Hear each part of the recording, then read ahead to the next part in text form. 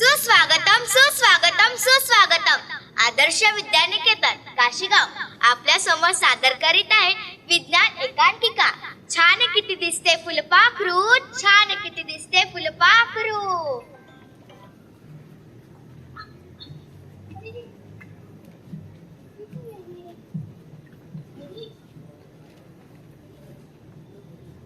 अरे वा, किती छान आहे ही बाग.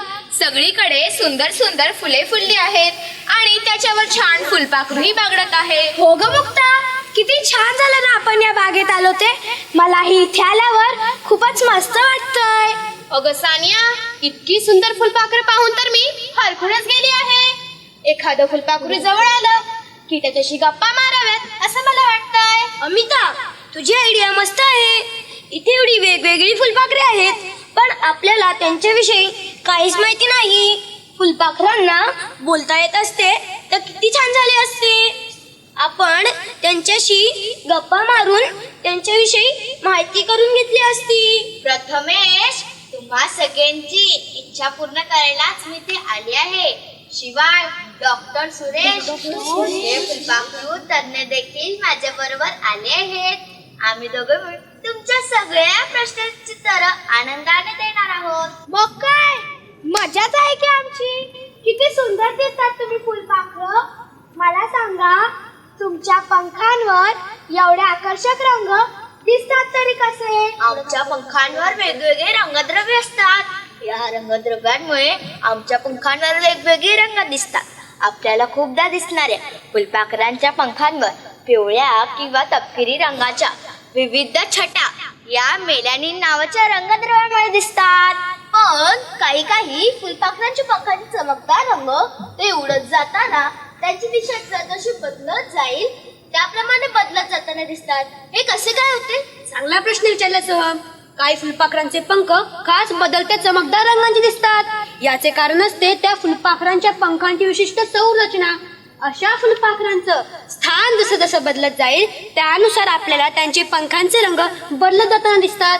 केवळ स्थान बदललं म्हणून रंग कसे बदलतात?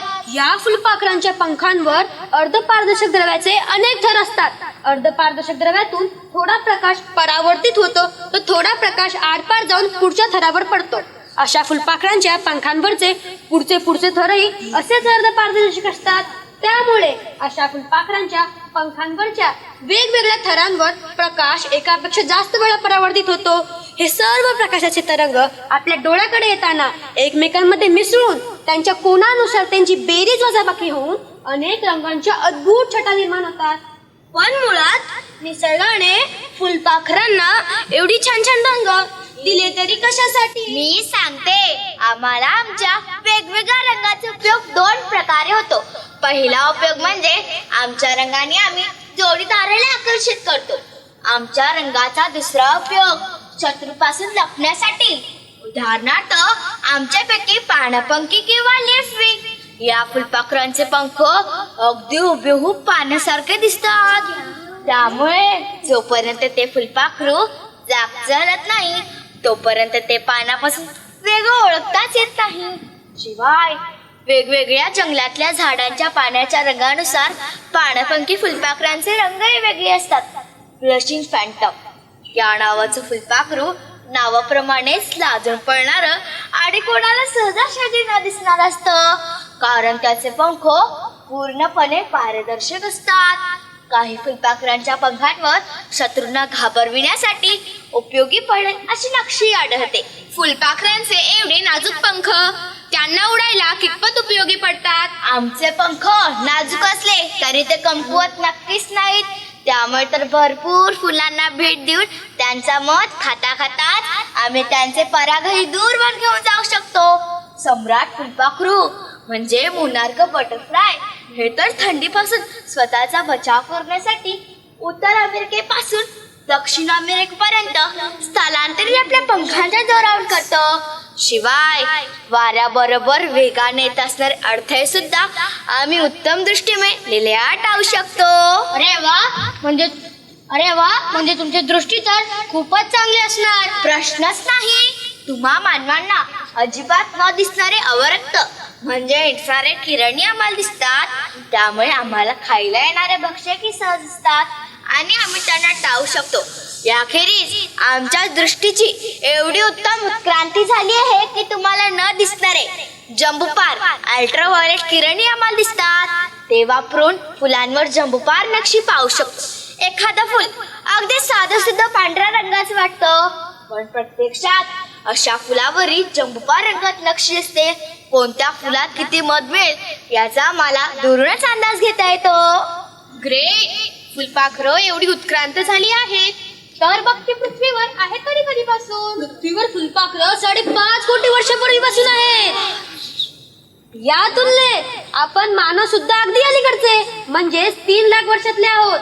अंटार्क्टिका खेरीज सगळ्या खंडामध्ये फुलपाखरं आढळतात. फुलपाखरांच्या सुमारे 1 लाखाहून जास्त जीवजाती आहेत. काही ठिकाणी मुद्दाम फुलपाखरू घर बांधून फुलपाखरांचं संरक्षण आणि संवर्धन केलं जातं.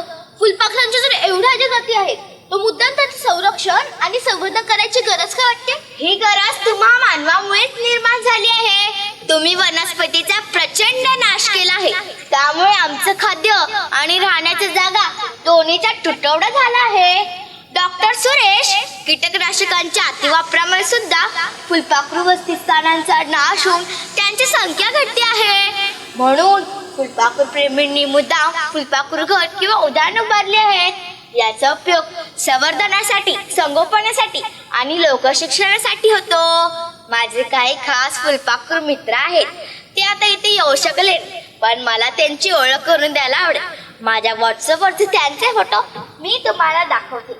ही आहे राणी पाकोळी, तिला ब्लू मॉर्मन म्हणतात. ही राणी पाकोळी म्हणजे आपलं महाराष्ट्र राज्य फुलपाखरू आहे. आता बारकाईने हा फोटो पहा आणि तुम्हीच मला राणी पाकोळीची वैशिष्ट्ये सांगा. राणी पाकोळीच्या पंखांचा रंग काळा मखमली सारखा दिसतोय आणि त्या पंखांवर इंच चमकदार ठिपके आहे. शिवाय राणी पाकोळीच्या शरीरावर एका बाजूला लाल ठिपके दिसत आहेत. पंखांच्या वरच्या बाजूला ठिपके असले तरीही खालच्या बाजूने मात्र पूर्णपणे काळे आहेत. इतर फुलपाखरांच्या तुलनेत राणी पाकोळीचे पंख खूपच मोठे आहेत. बरोबर, चांगलं निरीक्षण केलं तुम्ही. राणी पाकोळीच्या पंखांचा विस्तार तब्बल 12 ते 15 सेंटीमीटर एवढा मोठा असतो. म्हणूनच भारतातल्या सर्दन बर्डविंग या फुलपाखरानंतर सर्वात मोठं फुलपाखरू असण्याचा मान राणी पाकोळी म्हणजेच ब्लू मॉर्मनकडे जातो. भारत आणि श्रीलंका सोडून अन्य कुठल्याच देशात हे फुलपाखरू आढळत नाही. परवा बसमधून जाताना सिंगलदळच्या झाडावर असंच फुलपाखरू मी पाहिलं होतं. बरोबर आहे शाश्वत तुझं, कारण मुंबई पुण्यासारख्या महानगरातल्या वाहतुकी आम्ही फुलपाखरात मजेत बागडायला शिकलो आहोत. वर्षभर जरी दिसलं नसलं तरी वर्षा ऋतू आणि त्यानंतरच्या काळात जास्त प्रमाणात आढळतो. अरे वा, हे राजा फुलपाखरू जर शहरात सहज आढळत असेल तर कधीतरी याच्याबरोबर सेल्फी काढायला हवी. हो हो, सेल्फी काढायलाच हवी. तुम्हाला याच्या बरोबर सेल्फी घेणे महाकठीण आहे, कारण राणी पाखरी उडताना वेगाने वरखाली आपला मार्ग सतत बदलत असते. म्हणून ते तुमच्या सकट कॅमेऱ्यात बंदिस्त होणं जवळजवळ अशक्य आहे. सर्वसाधारणपणे फुलपाखरांचे आयुष्य किती असते? फुलपाखरू सामान्यतः 1 महिन्यांपर्यंत जगू शकतं. छोटी फुलपाखरू जेमतेम आठवड्याभर जगतात, तर मोनार्क, मोर्निंग क्लोक सारखी फुलपाखरं 8-9 महिन्यांपर्यंतही जगतात. अर्थात वनामध्ये मुक्तपणे जगू शकणाऱ्या फुलपाखरांबाबत हे खरं आहे, पण प्रत्यक्षात भक्षकांसारख्या रोगांमुळे, शत्रूंमुळे, कीटकनाशकांमुळे, वाहनांमुळे, प्रदूषकांमुळे ती बिचारी फुलपाखरं मारली जातात. दिवसा फुलांवर बागडणारी फुलपाखरं रात्र कुठे घालवतात? रात्री किंवा प्रतिकूल हवामानातही आम्ही फुलपाखरं गवतांच्या पात्यांमागे, खडकांमधल्या भेगांमध्ये आसरा घेतो. फुलपाखरं काय खातात? आमच्यापैकी बहुतेक जण तुम्ही कोल्ड्रिंक पिता, तशा आमच्या स्ट्रॉ सारख्या जिभेने फुलांमधला मध पिऊन पोट भरतं. काही फुलपाखरं मात्र फुलांकडे जाण्याऐवजी झाडांच्या खोडांमधून पडलेला रस, चीक, प्राण्यांचे कुजणारे भाग याच्यावरही गुजरण करतात. राणी पाकोळीला तर पिकलेल्या सीताफळाचं गर खूप आवडतं. अंडी, सुरवंट, कोश आणि फुलपाखरू अशा फुलपाखरांच्या 4 अवस्था असतात. यातले सुरवंट हे खादाड म्हणून प्रसिद्ध आहेत. ते काय खातात? पानं, कळ्या, फुलं आणि बीजांधारण सकट वनस्पतीच्या कुठल्याही भागांवर सुरवंट अक्षरशः ताव मारतात. फुलपाखरांच्या बहुतांश जीवजातीचे सुरवंट शेतात उगवणाऱ्या पिकाच्या सहसा वाटेला जात नाही. फुलपाखरांची प्रत्येक जीवजात एका ठराविक वनस्पतींवरच आपली गुजराण करते. अर्थात फुलपाखरू उद्यानामध्ये फुलपाखरं आकर्षित होतील अशी वेगवेगळी झाडे मुद्दाम लावलेली असतात. त्यामुळे तिथल्या पानांवर ताव मारणाऱ्या सुरवंटांपासून विविध प्रकारची फुलपाखरं बांधण्याची शक्यता अधिक असते. फुलपाखरू उद्यान वगैरे बांधून त्याचं संवर्धन करावं. एवढ्या नेमका मानवाला फुलपाखरांचा काय उपयोग होतो? वनस्पतीच्या जीवनातलं सर्वात महत्वाचं कार्य फुलपाखरू पार पाडतं. एका फुलाकडून दुसऱ्या फुलाकडे जाताना फुलपाखरामुळे फुलाचं परागीभवन होतं. शिवाय फुलपाखरं ही तण म्हणून त्रासदायक ठरणाऱ्या वनस्पतींवर मोठ्या प्रमाणावर फडशा पाडतात. फुलपाखरू आणि सुरवंट अन्नसाखळीचा भाग असल्यामुळे अनेक पक्ष्यांनाही त्यांना म्हणून उपयोगी पडतात. फुलपाखरांच्या असत्यानस्त्यांवरून त्या परिसरातील पर्यावरणाची स्थिती स्पष्ट होते. कित्येकदा एखाद्या ठिकाणातील फुलपाखरं अचानक नाहीशी होतात. ही घटना तेथील स्थानिक रहिवाशांना आणि पर्यावरणाला निर्माण झालेल्या धोक्याची घंटा म्हणून उपयोगी पडते. जर वेळीच दखल घेतली तर हा धोका टळू शकतो. मुख्य म्हणजे आमच्यामुळे तुमच्या परिसराच्या सौंदर्यात भर पडते आणि तुमची मनस्थिती अधिक आनंदी बनते. साहजिकच तुमचं रोजचं जीवनही अधिक आल्हाददायक होतं.